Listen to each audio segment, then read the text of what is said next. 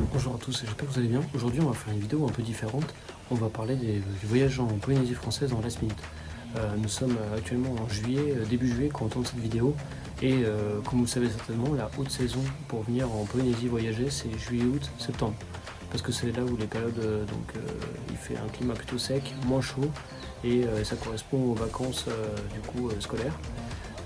Cependant, ce qu'on constate, c'est qu'en général, il faut réserver au moins un an à l'avance son voyage en Polynésie, surtout quand vous êtes en haute saison, parce qu'il y a plein d'îles, il y a de la logistique sur place, il faut prendre les billets d'avion internationaux qui sont à un certain prix, les vols locaux, plus les hébergements, les activités, on sait que c'est toujours un petit peu compliqué. Sachant que c'est une destination il y a peu de visiteurs à l'année, environ 260-270 000 visiteurs, ce qui n'est pas énorme pour la taille en fait du pays, donc il n'y a pas une offre énorme d'hébergement à part sur les îles principales. Donc c'est pour ça que c'est encore ultra préservé, authentique la Polynésie française. Salut à tous et bienvenue sur notre chaîne. Nous sommes My Little Polynesia, un blog de voyage dédié à partager les meilleurs spots de la Polynésie française. Suivez-nous sur Instagram et sur notre site web pour avoir toutes nos recommandations et bons plans sur la Polynésie. Si vous avez besoin d'aide pour planifier votre voyage, choisir une agence ou bien organiser par vous-même, contactez-nous. C'est vrai que ça peut paraître un peu flou de partir de s'y prendre un mois à l'avance pour la haute saison. Surtout pour une distance aussi longue de la France où ça fait 22 heures de vol. Cependant, French Bee, donc la compagnie low cost, que vous avez des vols aller-retour en août, donc un mois avant le moment où je vous parle, où vous avez 1 400 € l'aller-retour, qui correspond à un tarif de basse, voire en milieu de saison. En basse saison, on est plutôt dans les 1 100 €, en milieu de saison, dans les 1 300, 1 400, et après en haute saison, les prix peuvent être délirants, peuvent monter à 2 500 € billet en classe économie. Ce qui était le cas il y a quelques mois, sur la période juillet-août. Donc là, bonne nouvelle, French Bee a réouvert des lignes. Donc là, on se retrouve un mois avant à avoir des prix vraiment pas chers pour la destination. Donc ça, c'est plutôt positif, et du coup ça veut dire que ça laisse aussi la place à des gens qui préfèrent, qui prennent un voyage en last minute, d'avoir des alternatives pour venir en Polynésie française, ce qui était tout simplement infaisable avant. La haute saison, c'est un peu risqué de prendre un mois à l'avance. Après, si vous êtes super flexible sur les îles que vous voulez visiter, vous êtes plutôt en mode chasseur de bonnes affaires, vous pouvez toujours trouver votre bonheur. Pourquoi ? Parce que vous pouvez très bien trouver des logements qui sont ouverts très récemment.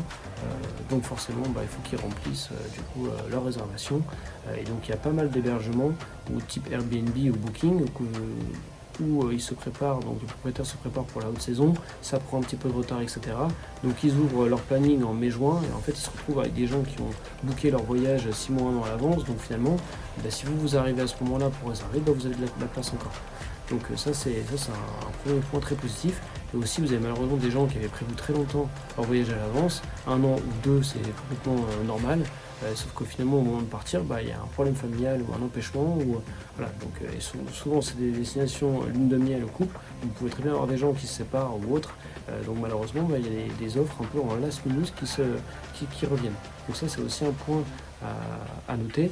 Donc nous, ce qu'on vous recommande quand c'est comme ça, c'est de faire du coup une veille en priorité sur les vols internationaux, qui sera votre plus gros poste de dépense. Et après, vous pouvez faire des veilles aussi sur Airbnb Booking pour prendre un peu, pour regarder les logements qu'il y a en last minute. Pour regarder aussi avec les annulations gratuites. Vous filtrez donc annulation gratuite, et vous pouvez très bien poser des options et après au pire annuler. Ça, c'est quelque chose qui est possible de faire. Donc finalement, si vous êtes un peu flexible sur les îles que vous allez faire, moi d'ailleurs c'est ce que je vous recommande, pas forcément à tout prix faire telle ou telle île quand vous êtes en last minute, mais plutôt prendre des bons rapports qualité-prix ou des petites pépites que vous pouvez trouver en last minute. Comme ça, vous composez un peu votre voyage. Ce ne sera peut-être pas la boucle la plus optimisée, mais ce sera largement OK pour un mois avant de la pleine saison. Et vous pouvez certainement vous retrouver du coup avec un voyage qui sera pas beaucoup plus cher que si vous avez pris un an à l'avance. Donc ça, c'est quand même un bel avantage. Vous y prenez vraiment au dernier moment, et puis finalement vous trouvez des bons plans. Donc ça, c'est plutôt cool. Et ça, c'était quelque chose qui était complètement impossible à faire avant pour une destination si lointaine. Et maintenant, aujourd'hui, avec toutes les offres d'hébergement qu'on peut retrouver en ligne, si les compagnies aériennes jouent le jeu d'ouvrir des offres de last minute, vous pouvez vous retrouver avec un voyage très sympa.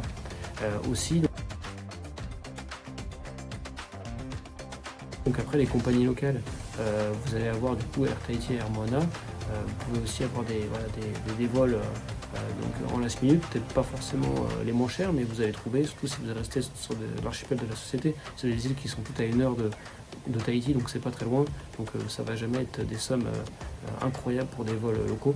Ça, ce qu'il faut avoir en tête.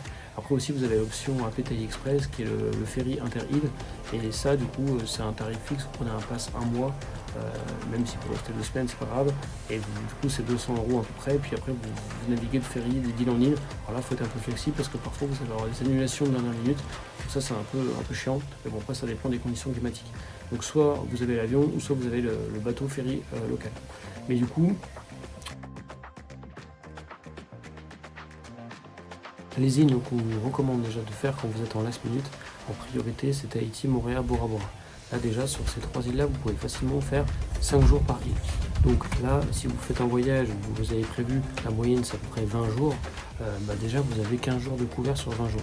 Et après vous pouvez rallonger, soit vous faites un peu plus de temps sur ces îles-là, ou soit sinon vous faites une destination en plus.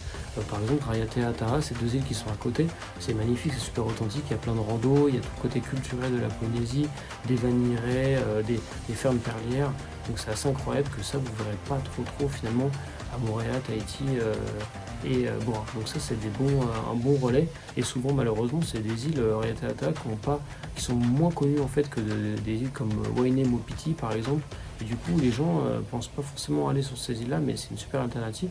Donc là vous pouvez faire encore 4-5 jours sur Raiatea, faire des excursions, le lagon il est magnifique, donc là il y a plein de choses à faire. Et après sinon, si vous voulez changer d'archipel, vous pouvez aller dans les Tuamotu. Rongiroa, c'est l'atoll le plus gros des Tuamotu. Donc là, il y a aussi une offre d'hébergement qui se développe de plus en plus. Du coup, en last minute, vous pouvez aussi trouver des Airbnb ou des hébergements.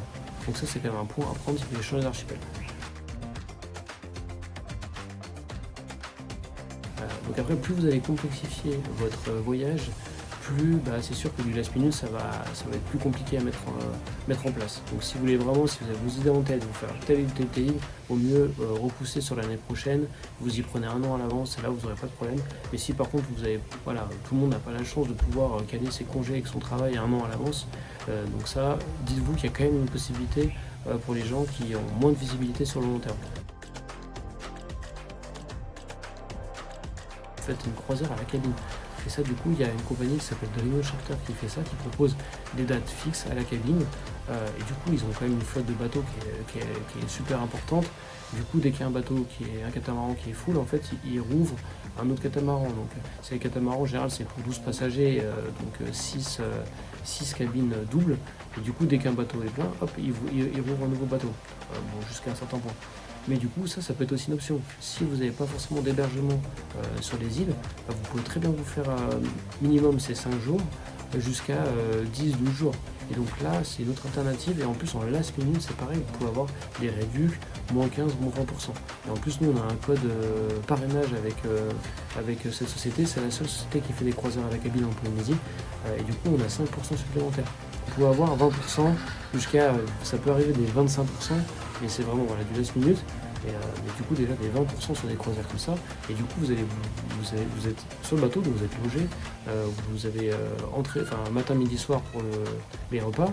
Vous avez donc skipper, hôtesse, vous avez tout à bord. Et après, ils vous déposent, ils vous faites des excursions, etc. Donc en termes de confort, c'est quand même exceptionnel. Vous n'avez pas d'avion à prendre, c'est ultra simple. Donc pour se déplacer entre les îles, c'est une très bonne alternative.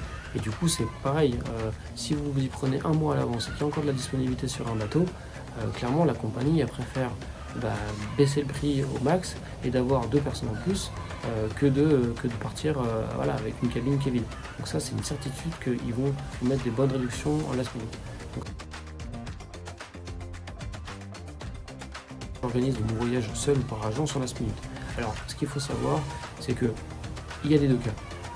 La majorité des agences en last minute, elles vont vous dire non parce qu'elles sont déjà planifiées sur l'année prochaine. Elles ne font pas trop de last minute, elles savent qu'elles vont galérer à vous trouver l'itinéraire parfait, qu'il faut être ultra réactif pour réserver vous derrière pour confirmer parce que sinon après le logement il est plus disponible.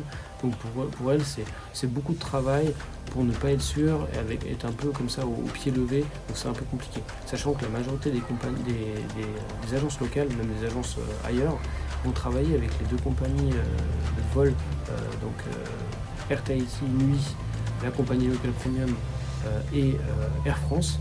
Donc ces prix-là, en général, là typiquement pour l'année 2026, il n'y a pas d'offres de dernière minute, d'avions, de lignes qui ont été réouvertes. C'est que French Bee. Sauf que French Bee, c'est de low cost, donc les compagnies sur mesure, les agences de voyage sur mesure, elles ne travaillent pas avec, en majorité avec French Bee. Parce qu'elles restent sur un niveau de gamme voilà, où il y a un vrai service à bord, où il y a des conditions d'annulation flexibles, etc.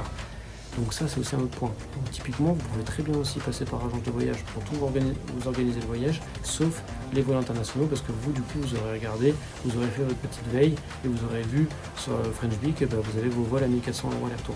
Donc c'est pas toutes les agences qui vous proposent, et faut pas hésiter à nous contacter. On a des contacts en agence où c'est possible pour elles de vous réserver votre voyage un mois avant et sans prendre les vols internationaux. Tout est à la carte, tout est sur mesure. Donc après, vous pouvez un peu combiner comme vous voulez. Ça peut vous aider, l'agence, elle peut vous permettre de dégoter des hébergements que vous n'avez pas forcément vus en ligne, et aussi même vous mettre sur des logements où vous, quand vous regardez, vous savez pas trop, parce qu'il n'y a pas encore trop d'avis sur le logement, etc. Si vous le trouvez sur Booking ou Airbnb, ou carrément il n'est pas visible, en fait il est même pas, il est que proposé en B2B, il n'est même pas visible en ligne. Donc ça, c'est aussi quelque chose où l'agence, elle peut vous mettre sur des trucs que vous n'avez même pas vu.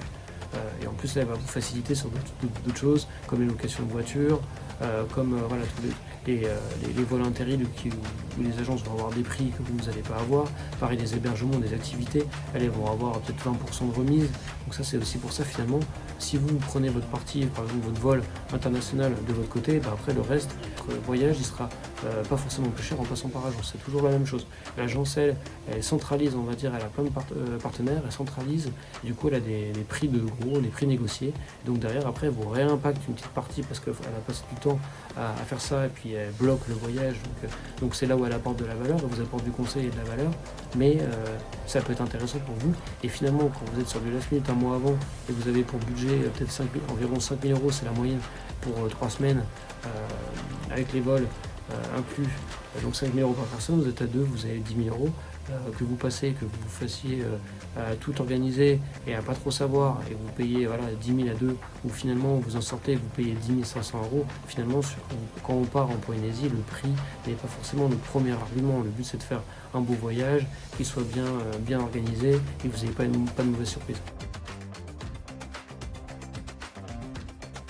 Pour la majorité des gens qui veulent venir en Polynésie, qui veulent voir un peu tout, de la pension de famille, de l'hébergement, petite hôtellerie, 3 étoiles, et après peut-être combiné avec un hôtel de luxe, ça c'est ce que 90% des gens veulent en Polynésie, ça c'est totalement possible. Donc peut-être pas forcément sur toutes les îles que vous avez prévu à la base de faire, et si vous avez prévu de faire 5 îles et qu'en fait vous avez 4 îles à la place, et puis la cinquième, finalement vous avez quelque chose, vous avez pas prévu de faire ça, finalement ça vous restera quand même un super beau voyage, et puis peut-être que vous allez faire des activités que vous n'avez même pas pensé à faire avant, comme un saut en parachute par exemple, ou un vol en hélicoptère, ou une excursion que vous n'avez pas prévu de faire du tout. Ça c'est totalement possible. Si vous pouvez déplacer un tout petit peu, ou décaler votre voyage sur du octobre, alors août-septembre c'est vraiment bien full, et après sinon vous prenez sur du octobre, et là vous aurez personne, vous serez tranquille, et là vous aurez le temps de vous projeter. Donc ça sinon c'est la solution qui fonctionne bien. Il ne faut pas hésiter à nous contacter, parce que selon à qui vous vous adressez, d'une agence à l'autre, vous allez avoir des agences qui vont vous dire non, c'est catégorique, nous sur l'été c'est pas possible, il n'y a plus de place, et après vous allez avoir d'autres agences qui vont vous dire oui, parce qu'elles vont peut-être avoir des annulations de last minute qui n'étaient pas prévues, ou sinon elles vont avoir des prestataires, des nouveaux prestataires avec qui elles vont travailler, du coup qui vont proposer des offres. Donc en fait, n'hésitez pas à nous contacter. Nous on travaille avec pas mal de prestataires en Polynésie, que ce soit des agences de voyage, des croisiéristes, des hébergements, des activités, beaucoup d'activités. Donc il ne faut vraiment pas hésiter.